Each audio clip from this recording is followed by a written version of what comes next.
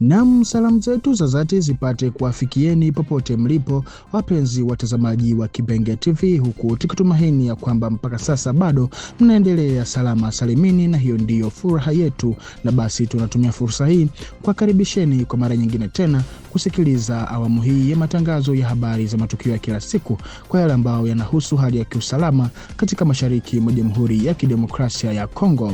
Na kwa mara hii tutakwenda kuanza na taarifa za mapigano ambayo yamezuka mapema asubuhi mwa siku ya jana Jumanne tarehe 28 Aprili katika eneo la Pimbo, yakihusisha jeshi la Jamhuri ya Kidemokrasia ya Kongo FARDC na wapiganaji wa kundi la CRP, kufuatia shambulio lililoripotiwa kufanywa na wapiganaji hao, kulingana na vyanzo mbalimbali vya ndani vinavyolingana.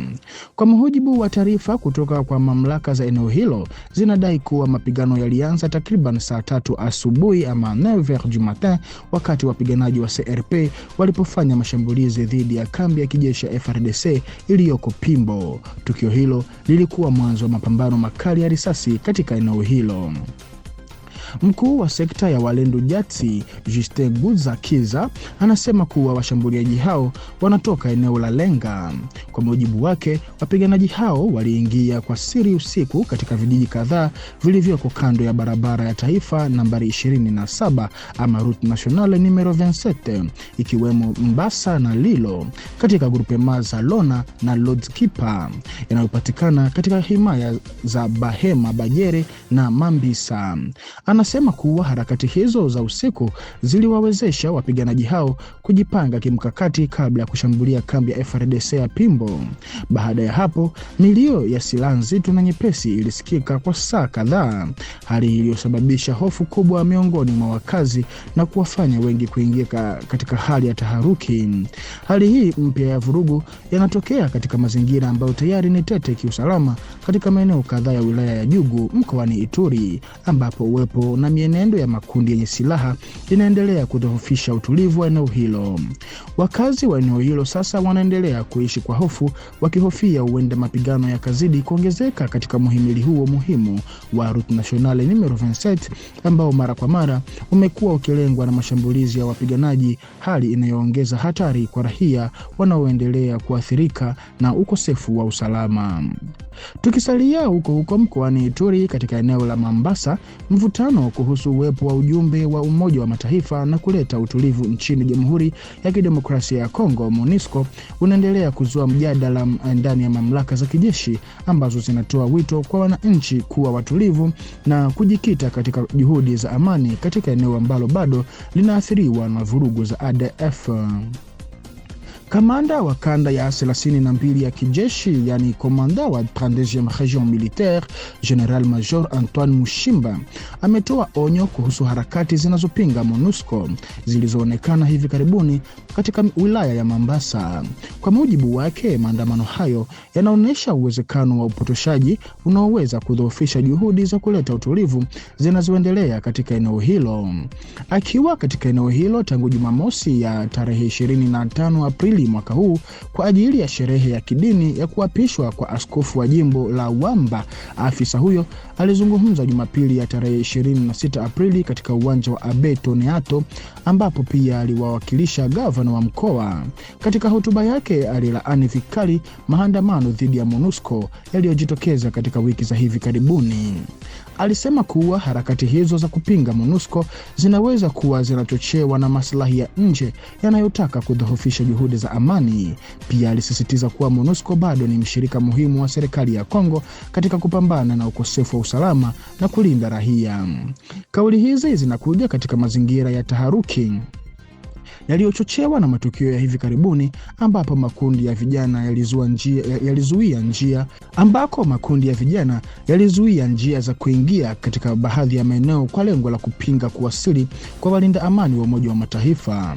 Hatua hizo zilifuatia mashambulizi ya mara kwa mara yanayodaiwa kufanywa na waasi wa ADF katika eneo hilo. Katika hali hiyo, viongozi mbalimbali wa kisiasa na kiutawala wanasisitiza umuhimu wa wananchi, hususan vijana, kuepuka kuepuka kutumiwa na makundi yenye maslahi binafsi na badala yake kuchagua njia ya mazungumzo na ushirikiano. Pia wanatoa wito wa uwajibikaji wa pamoja katika kushughulikia changamoto za usalama. General Major Mushimba naye amewahimiza wakazi kujitenga na makundi yenye silaha na kushiriki kikamilifu katika juhudi za kuleta amani. Ameeleza kuwa maendeleo ya Mombasa hayawezi kufikiwa bila kuwepo kwa mazingira ya usalama na utulivu, akisisitiza haja ya mshikamano wa kijamii. Licha ya upinzani unaoonekana katika eneo hilo, mamlaka za mkoa zinaendelea kusisitiza msimamo wao wa kuunga mkono kupelekwa kwa MONUSCO huko wilayani Mombasa. Gavana wa kijeshi wa Ituri alikuwa ametangaza wiki iliyopita ujio wa walinda amani katika eneo hilo, ingawa hakufafanua muda wala taratibu za utekelezaji. Kati ya mashaka ya wananchi na dhamira ya serikali ya kuimarisha usalama, swala la uwepo wa MONUSCO linaendelea kuwa chanzo cha mjadala mkali katika eneo ambalo bado linakabiliwa na tishio la makundi yenye silaha, jambo linalofanya ushiriki wa jamii kuwa muhimu katika mafanikio ya juhudi za kudumu za amani. Huko mkoani Ituri, watu wapatao 14 wakiwemo raia 11 wa China na raia 3 wa Kongo wamekamatwa kwa tuhuma za uchimbaji haramu wa dhahabu katika eneo la Nizi wilayani Jugu. Kwa mujibu wa gavana wa kijeshi wa Ituri, watu hao wanadaiwa kuendesha shughuli za uchimbaji kinyume cha sheria katika maeneo ya madini ya Sokimo tangu mwaka wa 2024 ama 2024 katika eneo ambalo kwa muda mrefu limekuwa likikumbwa na uwepo wa makundi yenye silaha. Mamlaka zimesema washukiwa hao wamekabidhiwa kwa vyombo vya sheria kwa ajili ya uchunguzi zaidi, huku uchunguzi ukitarajiwa kubaini mtandao mzima unaohusiana na shughuli hizo. Kwa mujibu wa mamlaka za mkoa, vitendo vya aina hiyo vinastawi zaidi katika maeneo yaliyoathiriwa na ukosefu wa usalama, hali inayochangia moja kwa moja kuendelea kwa kutokuwa na utulivu katika eneo hilo.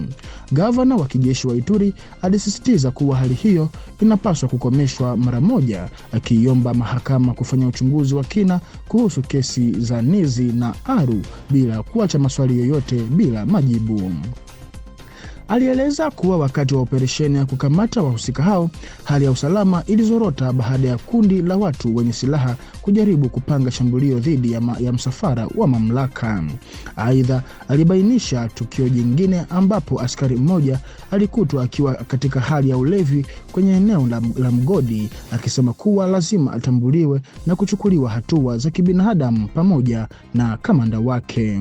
Tukio hili linaonyesha mzunguko unaojirudia katika Ituri, ambapo ukosefu wa usalama urahisisha uchimbaji haramu wa rasilimali za madini, na wakati huo huo shughuli hizo za kinyume cha sheria huchochea na kufadhili zaidi makundi yenye silaha. Mamlaka za mkoa zimeahidi kuendeleza uchunguzi ili kuvunja mitandao hii na kurejesha mamlaka ya serikali katika maeneo nyeti ya uchimbaji wa madini, huku yakisisitiza haja ya kudhibiti kabisa vitendo vya unyonyaji haramu wa rasilimali za taifa. Na kwa taarifa hii, mpenzi mtazamaji wa Kibenge TV, ndiko ambako tunakwenda kuweka nukta kwa awamu hii ya matangazo ya habari za matukio ya kila siku kwa yale ambayo yanazidi kujiri ama kutengeneza vichwa vya habari katika mashariki mwa Jamhuri ya Kidemokrasia ya Kongo. Na basi tunakusihi ubaki sambamba nasi hapa kwenye channel yetu ili uzidi kuhabarika zaidi. Basi tukutane kwa majaliwa. Asante.